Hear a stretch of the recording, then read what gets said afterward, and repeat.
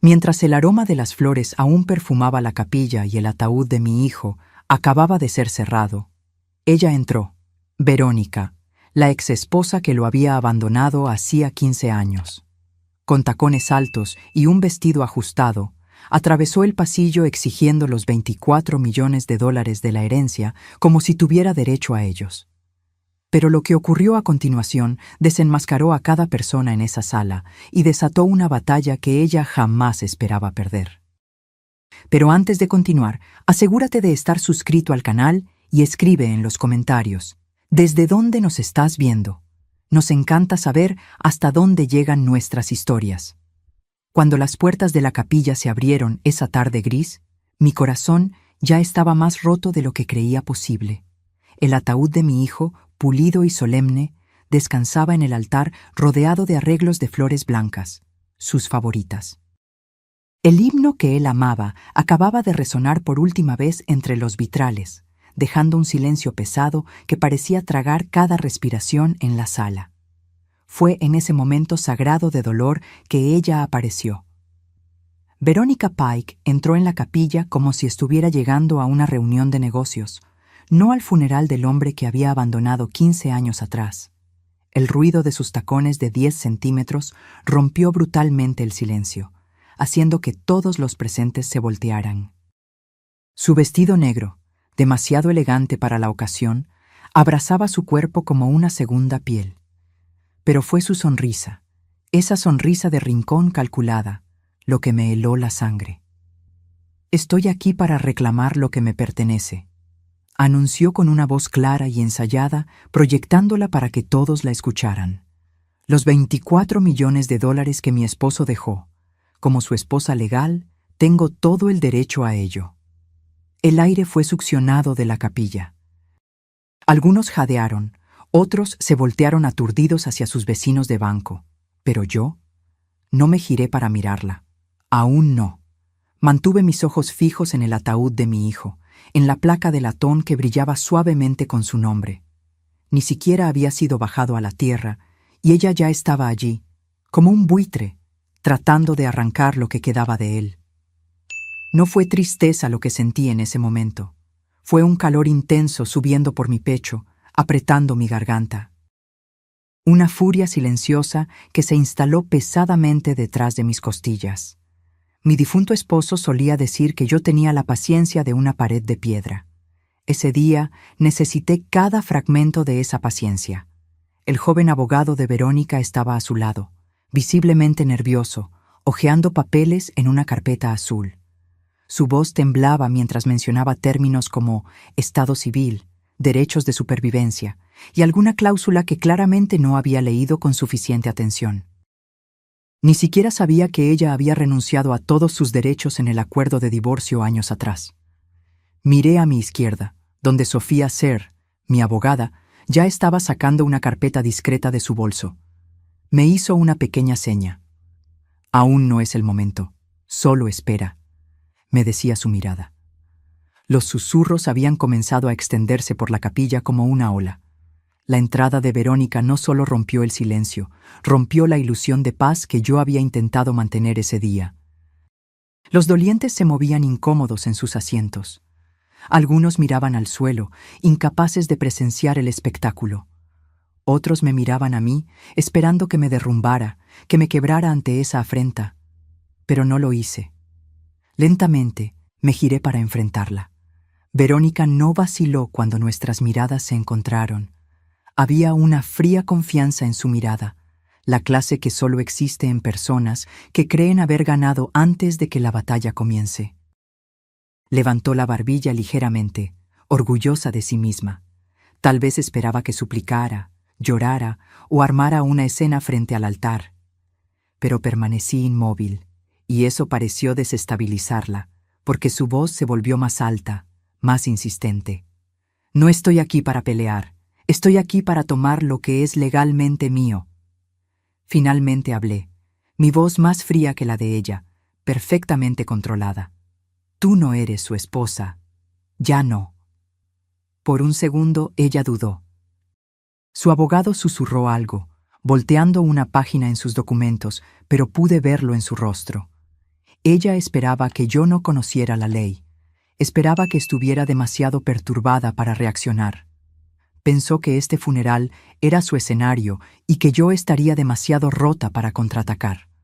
Fue entonces cuando Sofía se adelantó, silenciosa como una sombra, y le entregó al oficial de la iglesia una copia del decreto de divorcio, sellado, autenticado. La renuncia total a cualquier futura reclamación de bienes había sido finalizada hace más de una década. No necesité decir nada más. La verdad estaba allí, impresa en tinta oficial, y el silencio que siguió fue más ensordecedor que cualquier grito. Alguien tosió nerviosamente. Otro murmuró: «Dios nos ayude». Verónica se quedó quieta, con los labios apretados, los ojos recorriendo los bancos de la capilla. Estaba esperando que alguien la defendiera. Nadie lo hizo. Y yo me quedé allí, no triunfante, no arrogante, solo firme.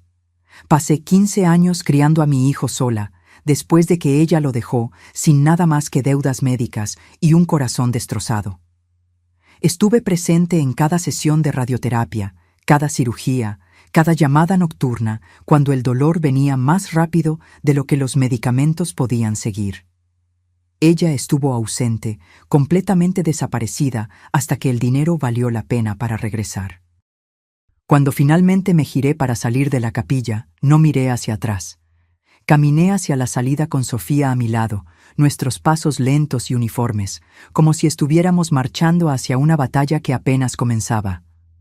Escuché a alguien susurrar mi nombre con simpatía. Otro dijo: «Justicia». Pero yo no necesitaba simpatía. No quería justicia. Todavía no. Porque sabía que esto no había terminado, ni de lejos. Lo que estaba por venir haría que el funeral pareciera solo un preludio. Afuera, el viento había aumentado, azotando hojas secas alrededor de los escalones de piedra. Sofía me alcanzó y silenciosamente me entregó un sobre marrón. Lo puse debajo de mi brazo sin decir palabra. Ambas sabíamos que lo necesitaría muy pronto. El director de la funeraria nos encontró en la acera, claramente perturbado, para disculparse por la interrupción. Le dije que no se preocupara. «La muerte no siempre trae dignidad», respondí. Él no supo qué decir después de eso, y yo no necesitaba que lo supiera. Entramos en el auto. Sofía condujo. Me senté en el asiento del pasajero, mirando por la ventana, con las manos cruzadas, respirando despacio, no calma, solo controlada. Hay una diferencia. Tomamos exactamente 11 minutos para llegar a la oficina de SER y Asociados en el centro de la ciudad. La asistente de Sofía ya había preparado la sala de conferencias, cerrando la puerta detrás de nosotras y asegurándola con un suave clic que parecía sellar el mundo exterior. Sofía puso 2 documentos sobre la mesa de madera oscura y los alisó con manos precisas. El primero era el último testamento actualizado de mi hijo, fechado 9 meses antes de que falleciera. Yo estaba sentada a su lado cuando lo firmó, sus manos delgadas pero firmes. En el documento dejaba todos sus bienes para mí: el dinero, las acciones de la empresa, la propiedad, el seguro, incluso los derechos intelectuales de la aplicación que había diseñado en sus meses finales. No había mención a Verónica, ni una sola línea. El segundo documento era el acuerdo de divorcio de 15 años atrás. Una renuncia total de derechos futuros a cualquier bien actual o futuro, finalizada y autenticada. Sofía tenía la copia certificada en mano, junto con el registro del notario. Sin fisuras, sin ambigüedad. Aún así, la voz de Sofía era mesurada cuando habló. «Verónica no tiene en qué apoyarse, pero es audaz. Espero que esto escale». Asentí, mi mandíbula apretada, no por miedo, sino por un enfoque absoluto. Si Verónica quería convertir esto en una guerra, la encontraría en las líneas del frente. Había llorado por mi hijo con cada parte de mi ser. Ahora defendería lo que él dejó. No permitiría que una mujer que desapareció por 15 años convirtiera el capítulo final de su vida en un circo legal. Sofía me entregó una copia del inventario de los bienes, cuidadosamente listados en categorías. Le eché un vistazo rápido: cuentas bancarias, acciones de la empresa, la casa del lago, el apartamento, incluso el auto. Entonces vi el último ítem, una carta en video particular grabada por mi hijo y almacenada digitalmente bajo protección de abogado. Yo no sabía que él había hecho eso. Sofía golpeó la carpeta con determinación. Es hora.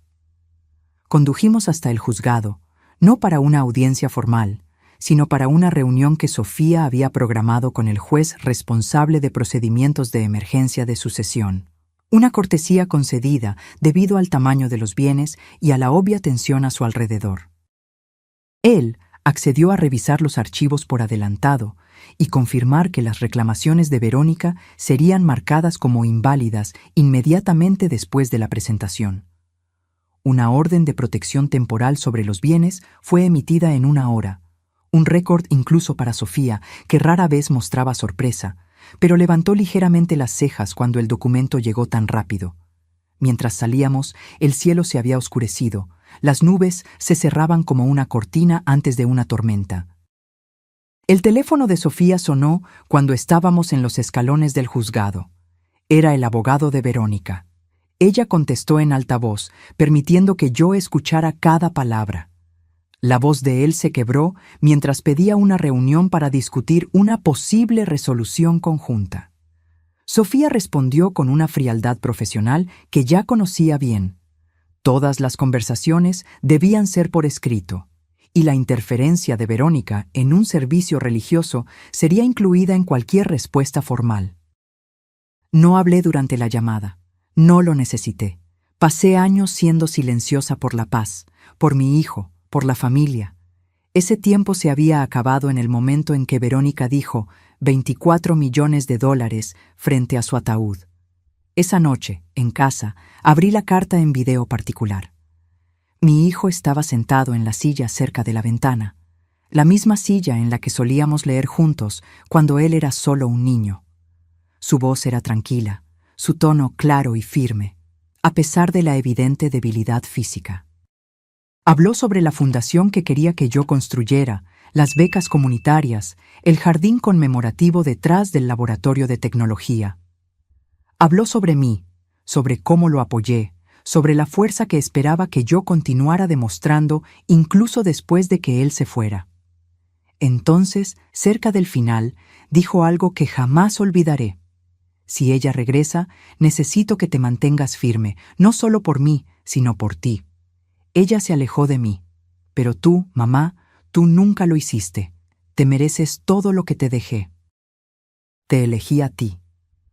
Reproduje esa última parte 2 veces, dejando que el peso de esas palabras se asentara en mi pecho como una mano, presionando firmemente, pero con ternura. No lloré. No esa noche. Habría tiempo para eso después. Ahora tenía una decisión que tomar. Abrí el cajón de mi escritorio y saqué un bloc de notas.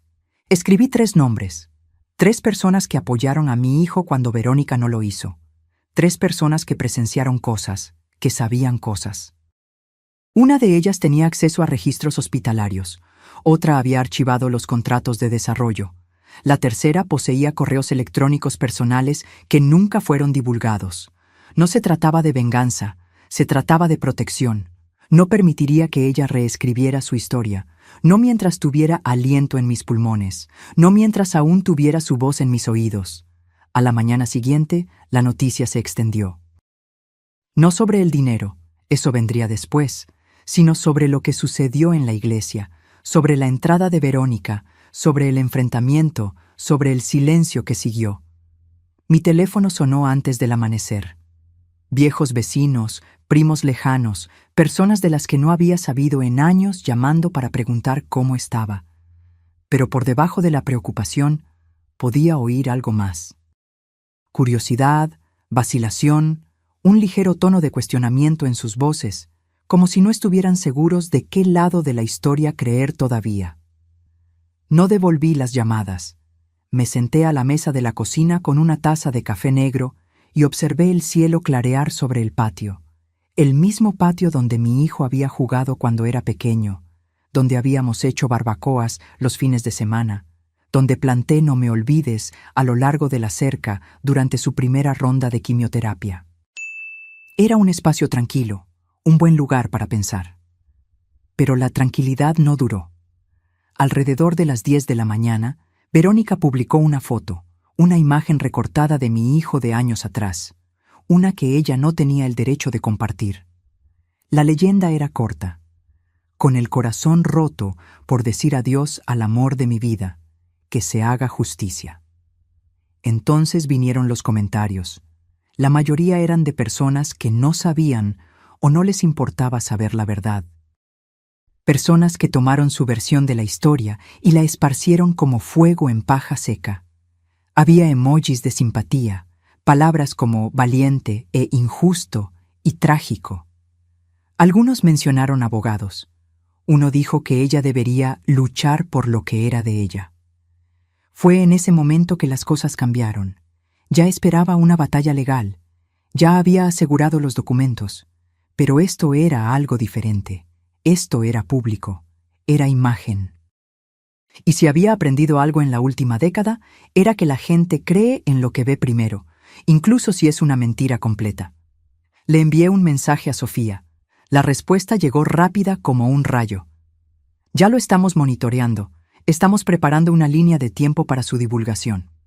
En una hora, la CFO de mi hijo, Jimena, llamó para decir que había recibido 2 llamadas de periodistas preguntando sobre la viuda. Jimena dijo esa palabra con un amargo apretón que aprecié profundamente. Le dije que esperara. No íbamos a reaccionar.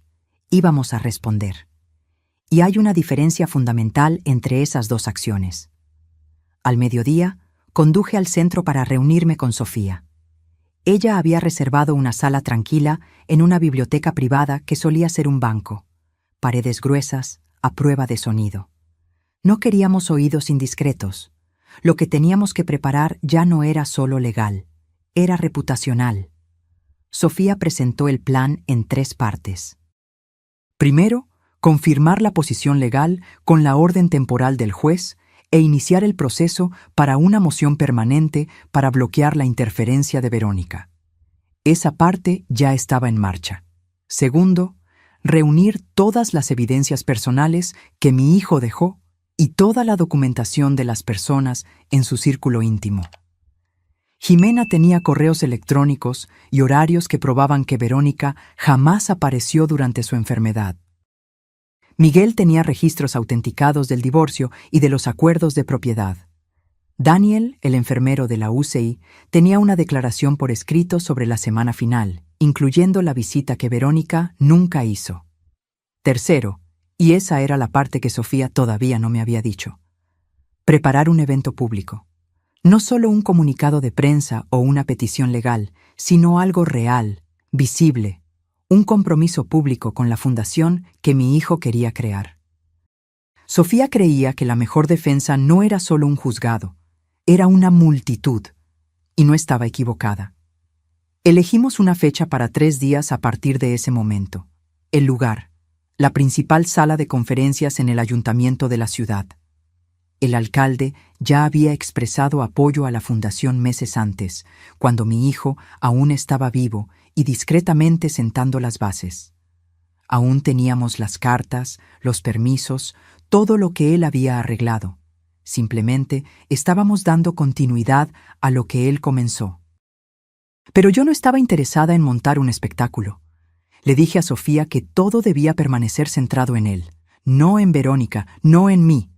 La causa, la misión, el impacto comunitario, eso era lo que importaba.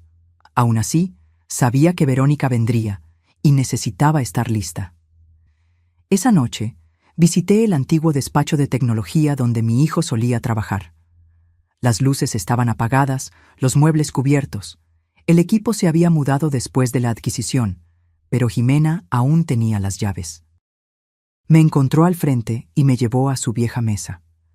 La silla todavía estaba allí, así como la taza con una astilla en el asa, la pizarra con notas semi-borradas sobre la funcionalidad de la aplicación, en su caligrafía que yo reconocería entre miles.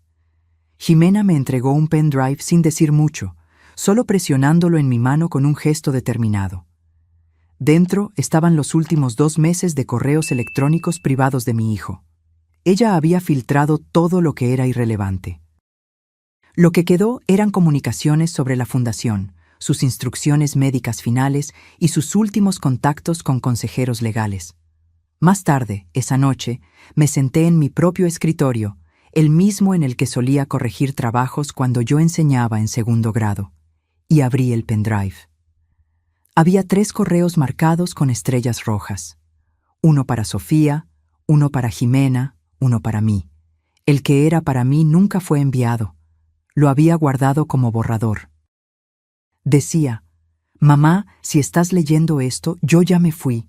Y si ella aparece, sé que será difícil, pero necesito que recuerdes que tú eres la única que se quedó. Estuviste allí cuando no podía caminar, cuando no podía dormir, cuando era más tubos que piel. Tú nunca saliste de la habitación, así que no dejes que ella reescriba lo que tú y yo vivimos. Yo te elegí a ti, no a ella, nunca a ella». Fue en ese momento que mi duda desapareció. No es que hubiera planeado rendirme, pero algo dentro de mí se calmó. Había cargado con dolor y furia toda la semana. Ahora tenía claridad. Verónica quería usar la opinión pública como arma. Yo levantaría la verdad, no solo en el juzgado, sino frente a cada persona que había visto su publicación y creído la mentira. 3 días después del funeral, entré al ayuntamiento por la entrada trasera. Sofía lo había arreglado así: menos ruido, menos ojos. El auditorio ya se estaba llenando de gente: prensa local, inversores de tecnología, líderes comunitarios. La oficina del alcalde había confirmado su presencia, no para dar un discurso, sino para mostrar apoyo. Eso importaba más. El evento era simple en el papel: una dedicación, el lanzamiento público de la Fundación Conmemorativa Holbrook. Pero todos sabíamos que era más que eso. Era un mensaje. Las sillas se dispusieron en filas frente a una pantalla de proyección. Una pancarta estaba colgada cerca del frente: un legado de propósito. El rostro de mi hijo estaba en el programa, sonriendo de esa manera discreta que él siempre tenía cuando estaba orgulloso, pero no quería atención. Esa sonrisa hablaría por él ahora. Sofía y Jimena se encargaron del registro de la prensa. Miguel estaba posicionado cerca de la mesa lateral con carpetas legales. Daniel, el enfermero, se ofreció a acompañar a los invitados mayores. Todos tenían un papel. Todos entendían lo que estaba en juego. A las 10:02 las puertas se cerraron. A las 10:05 Sofía subió al podio y golpeó el micrófono una vez. No sonrió. No estaba allí para encantar a nadie. «Buenos días. Estamos aquí para honrar la visión y los valores de un hombre que vivió con una brillante discreción y dejó un plan para tener un impacto. Lo que verán hoy no es sobre pérdida, es sobre intención, sobre claridad, sobre verdad». Ella se apartó y las luces se apagaron. La pantalla se iluminó con un video fechado 5 semanas antes de su muerte. Mi hijo estaba sentado en una silla, con los hombros un poco encorvados, los ojos cansados, pero enfocados. El fondo era su oficina en casa, esa llena de libros y plantas y fotos que yo conocía de memoria. Su voz llegó tranquila, pero firme. «Si estás viendo esto, entonces ya no estoy por aquí, pero quería explicar con mis propias palabras por qué tomé las decisiones que tomé. No quería confusión. No quería discusiones. Quería que la verdad hablara por sí misma». Continuó describiendo su enfermedad, sus esperanzas para la fundación, su decisión de dejar sus bienes para mí y solo para mí, sus razones. No eran emocionales, no eran vengativas, solo mesuradas y claras. «Ella se fue», dijo sin dudar. «Cuando más la necesitaba, no estaba. Y cuando construí algo que valía la pena volver, ella regresó. No puedo permitir que eso defina mi legado. Estoy eligiendo a la persona que nunca se fue». La sala se quedó en silencio absoluto cuando el video terminó. Ninguna tos, ningún movimiento, solo inmovilidad. Me levanté, no porque quisiera, sino porque tenía que hacerlo.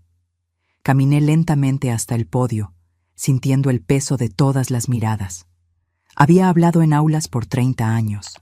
Había dado elogios fúnebres, brindis de cumpleaños y discursos de jubilación. Pero este momento era diferente. No se trataba de celebración. Se trataba de trazar una línea definitiva en la arena. Agradecí a todos por estar allí. Reconocí la presencia del alcalde. Luego leí los nombres de los primeros beneficiarios de la beca. Leí los nombres de las escuelas locales que recibirían apoyo tecnológico. Describí el fondo de ayuda médica de emergencia que llevaría el nombre de mi hijo. La audiencia escuchó atentamente. Nadie interrumpió. Entonces abordé la situación directamente. Algunos de ustedes pueden haber visto publicaciones en línea, escuchado rumores, leído comentarios. No responderé a chismes, responderé con evidencia. Jimena atenuó las luces de nuevo. La pantalla mostró correos electrónicos de mi hijo, etiquetados, fechados, comunicaciones verificadas con Sofía, con Jimena, conmigo. Documentaban sus intenciones, sus planes de herencia revisados, sus designaciones de beneficiario de seguro canceladas, todo, la base incuestionable de los hechos. Luego, vinieron documentos legales digitalizados, el decreto de divorcio, el acuerdo firmado, la renuncia de derechos. Resaltado en amarillo, la línea donde Verónica había firmado su consentimiento total para renunciar a cualquier reclamación futura. Finalmente, la última diapositiva, una captura de pantalla de un correo electrónico que Verónica había enviado a un amigo cercano 6 semanas antes del funeral. El mensaje había sido reenviado anónimamente a la oficina de Sofía. En él, Verónica escribió: «No me importa lo que cueste. Estoy volviendo para tomar lo que debería ser mío. Él me lo debía. Y si su madre quiere una guerra, estoy lista». Miré a la audiencia. Esa era su historia. Esta es la mía. Y esta fundación, este trabajo, este legado, pertenece al hombre que lo ganó. No a la que lo dejó. No a la que regresó cuando los titulares aparecieron. Algunas personas aplaudieron, luego algunas más. Cuando volví del podio, toda la sala estaba aplaudiendo. No sonreí. No me incliné. Solo asentí una vez y regresé a mi asiento. Verónica estaba allí. La había visto llegar tarde. Se sentó en la última fila, con gafas de sol, los labios apretados. Cuando las luces volvieron, se levantó y se fue.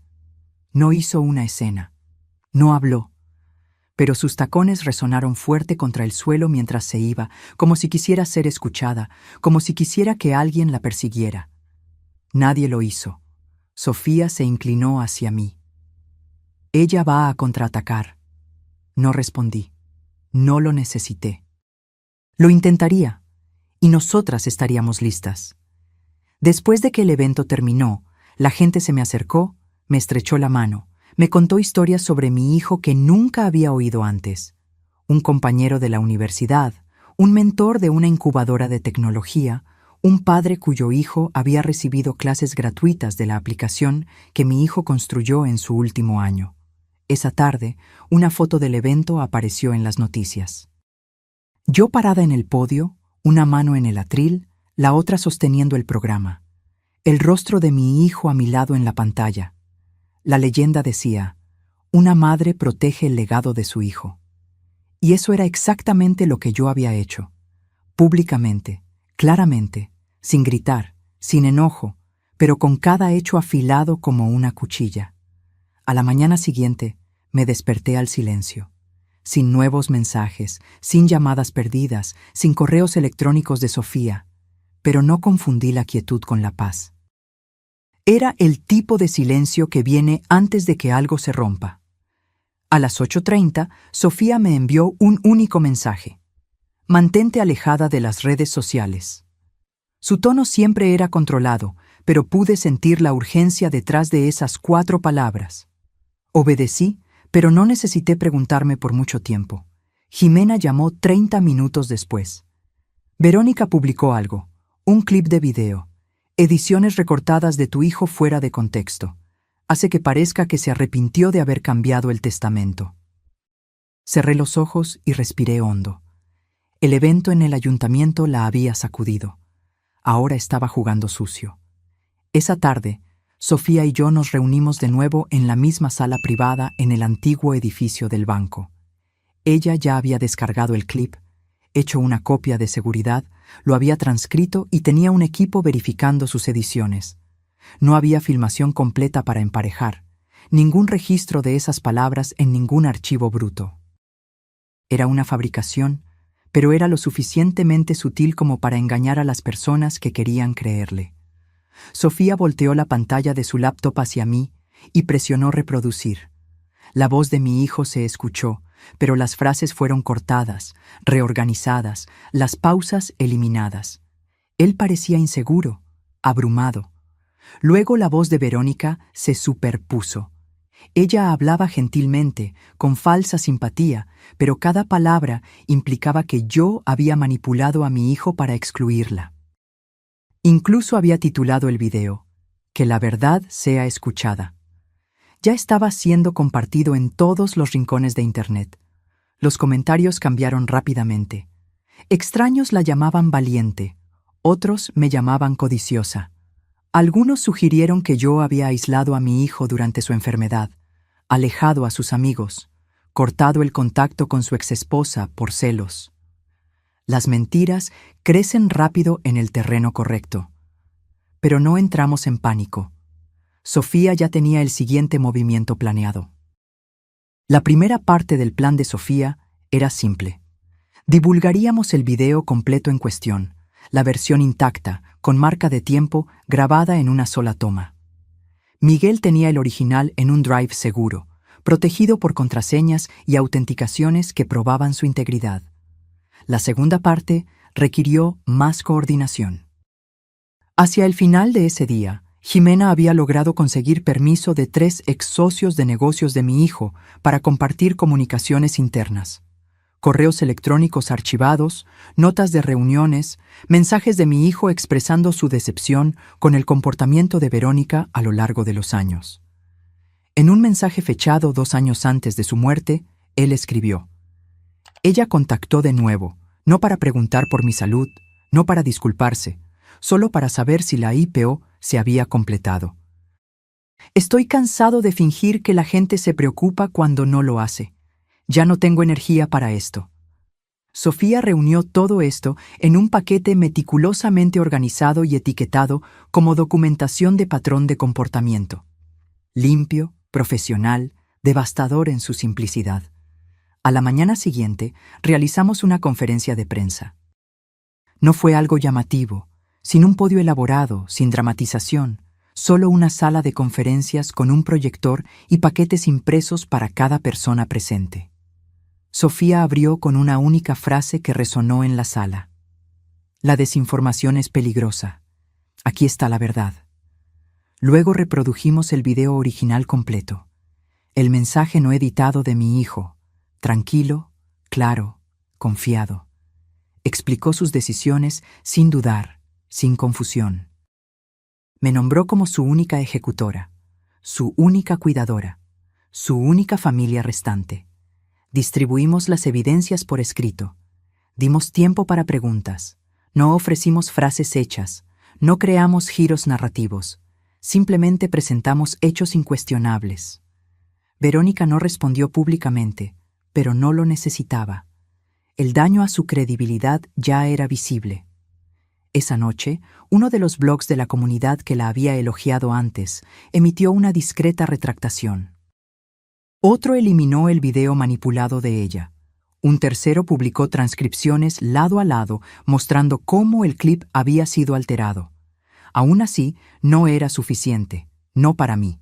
Los hechos estaban de mi lado, pero yo no estaba persiguiendo solo hechos. Estaba persiguiendo una claridad absoluta. Entonces tomé una decisión. Llamé a Jimena y le pedí que divulgara el memorando interno que mi hijo había escrito durante su última hospitalización.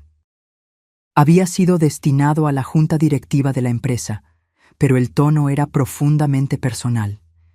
El memorando detallaba su plan para la fundación, sus razones para crearla en mi nombre, su deseo de distanciar a la organización de cualquier persona que lo hubiera abandonado. Al final, él escribió: «No quiero que mi nombre sea usado para nada falso, nada superficial. Si la gente va a recordarme, que sea por lo que realmente hice y por quien realmente me apoyó». Sofía dudó antes de aceptar. Era una pieza poderosa, pero también agitaría las cosas de nuevo.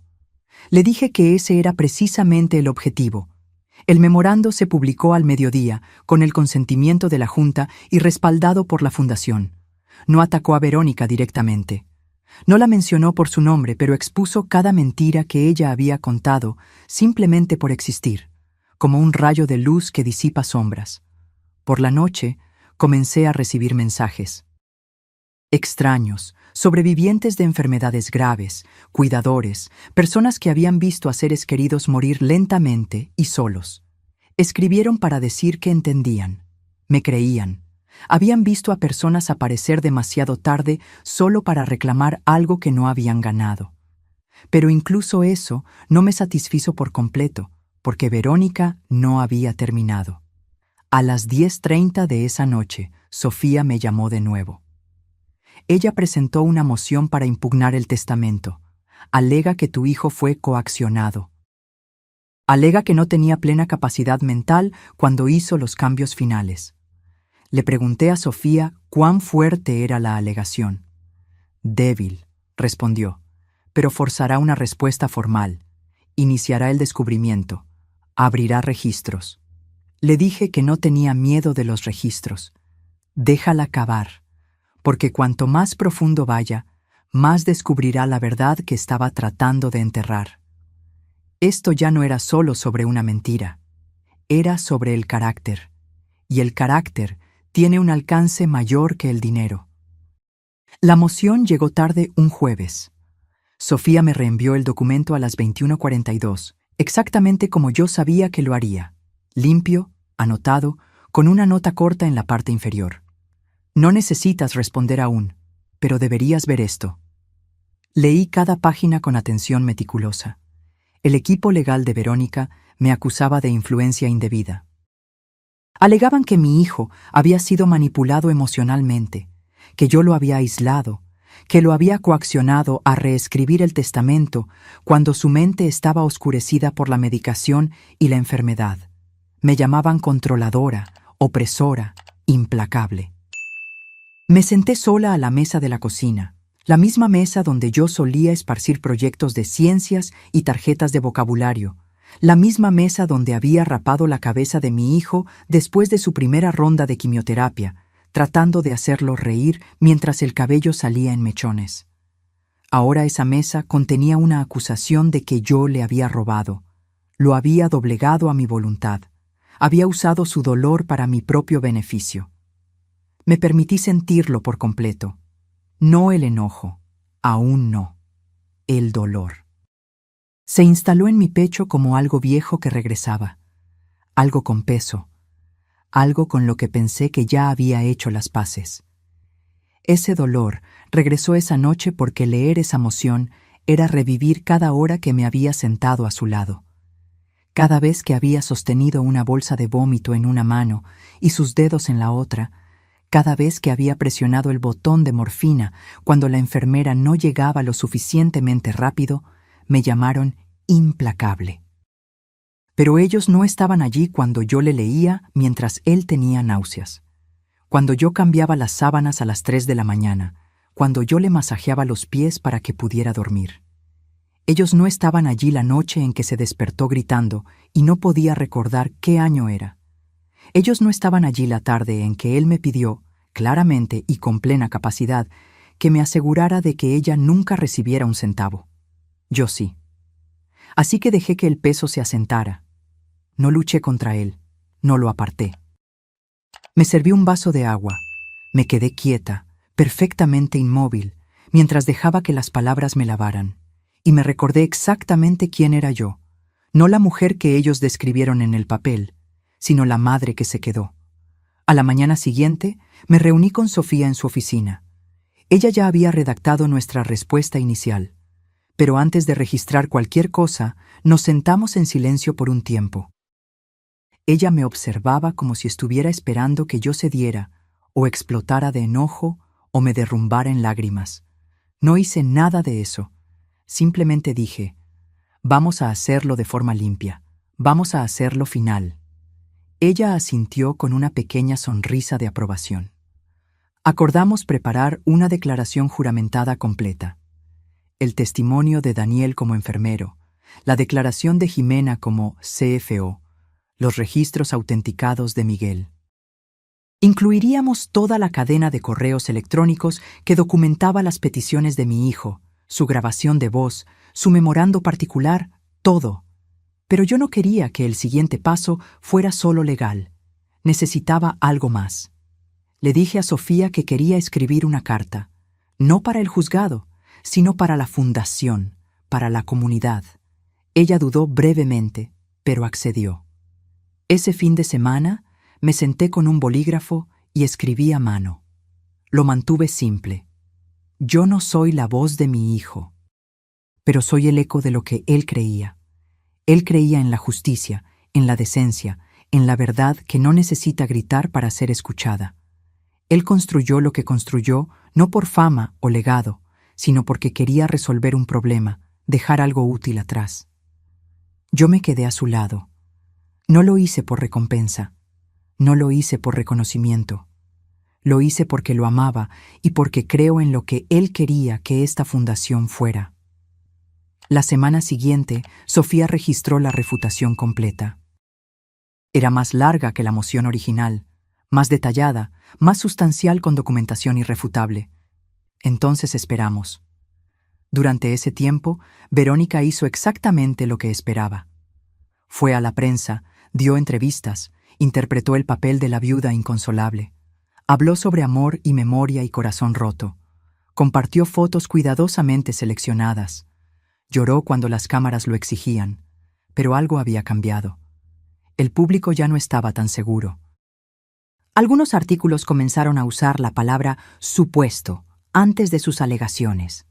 Comentaristas comenzaron a hacer referencia al video completo, a los correos electrónicos, a las contradicciones evidentes entre lo que ella decía y lo que los documentos mostraban. La verdad no siempre se mueve rápido, pero se mueve de forma constante e implacable.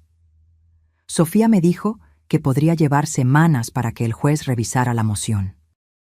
Me advirtió que Verónica podría presionar por una audiencia, intentar retrasar las cosas, intentar desgastarnos con el tiempo. Le dije que no estaba preocupada porque ya había esperado por cosas peores. Había esperado por análisis de sangre y resultados de biopsia y el sonido de máquinas pitando en medio de la noche. Esperar por fechas de juzgado y revisiones de documentos no me asustaba. No como ver a tu hijo languidecer día tras día, hora tras hora. Durante esos días de espera, me mantuve ocupada. Pasé las mañanas en la oficina de la fundación, revisando propuestas de becas, reuniéndome con el nuevo director, armando paneles de evaluación. Me aseguré de que el trabajo avanzara. Mantuve mis manos ocupadas para que mi corazón no se sintiera abrumado por el peso de la espera. Una tarde, mientras revisaba informes de presupuesto, una voluntaria entró con una carta. Era manuscrita, sin dirección de remitente. Dentro había un mensaje simple. No estás sola, yo te creo. Vi a mi hermana ser destruida por alguien como ella. Gracias por hablar. No había firma, solo esas pocas líneas. Aquello me recordó que lo que estábamos haciendo no era solo sobre propiedad o herencia. Era sobre poner la historia en el lugar correcto. No con fuego, sino con enfoque. No con volumen, sino con verdad incuestionable. Esto era lo que Verónica nunca entendió. Ella pensó que el poder venía del ruido, de las acusaciones dramáticas, pero yo había aprendido que el poder real viene de la consistencia, y yo sería consistente hasta el final. La decisión llegó un miércoles por la mañana.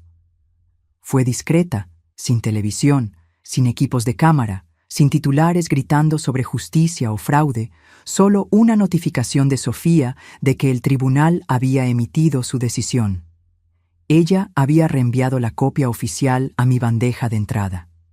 212 páginas. Las leí todas.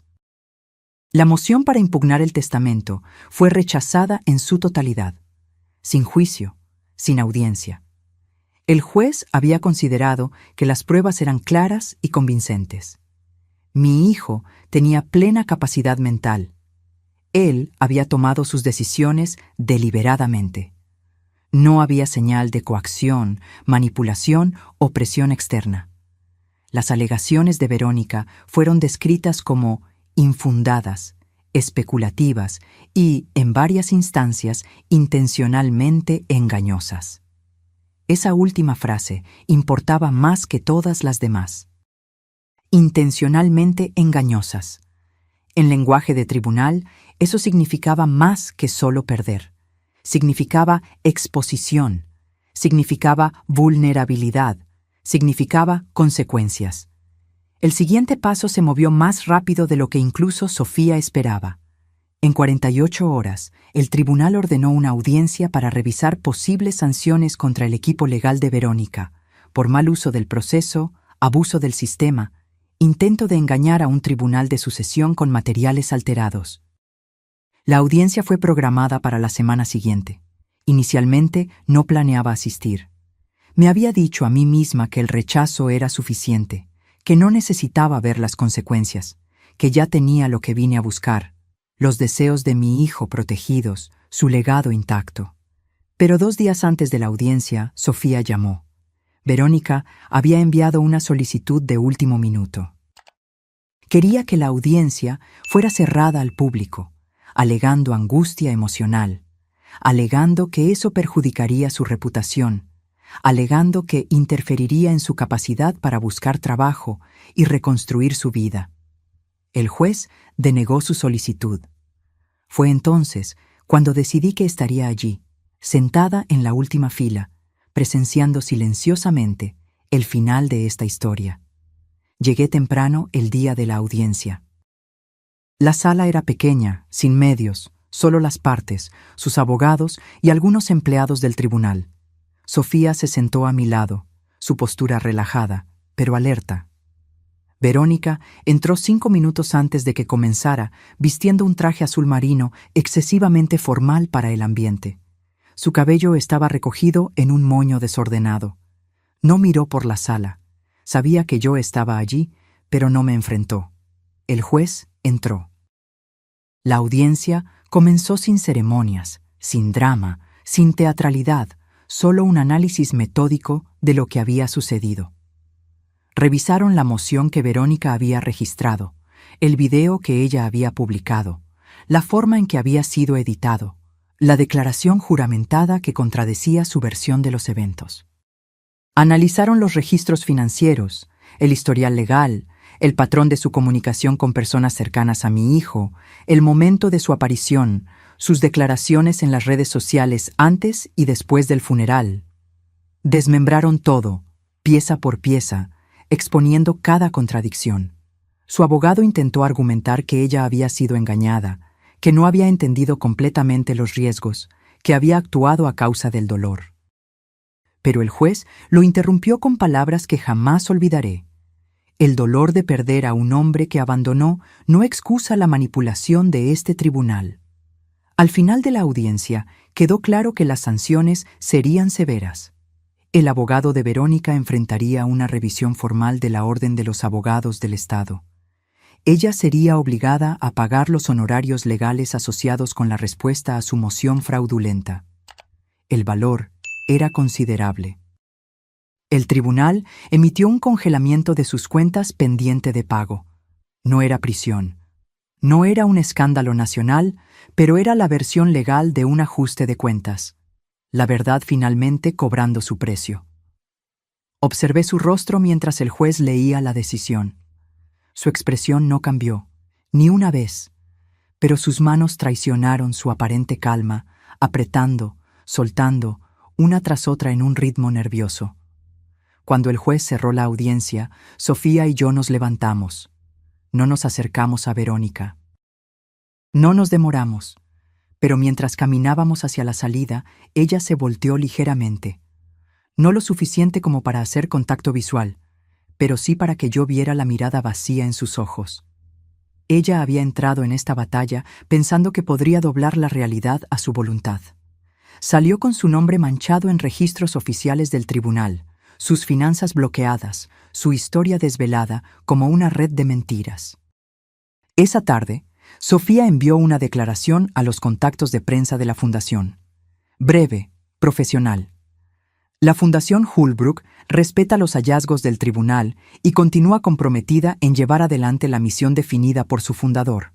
Consideramos este asunto resuelto. Sin triunfalismo, sin tono de venganza, solo finalidad. Me senté en mi jardín esa noche sola, en el mismo banco donde mi hijo una vez se sentó después de su primer examen limpio, y respiré la tranquilidad. No la paz completa, aún no, pero la tranquilidad que viene después de que una puerta finalmente se cierra. En las semanas siguientes, la fundación floreció. Recibimos más ofertas para asociaciones de las que podíamos aceptar.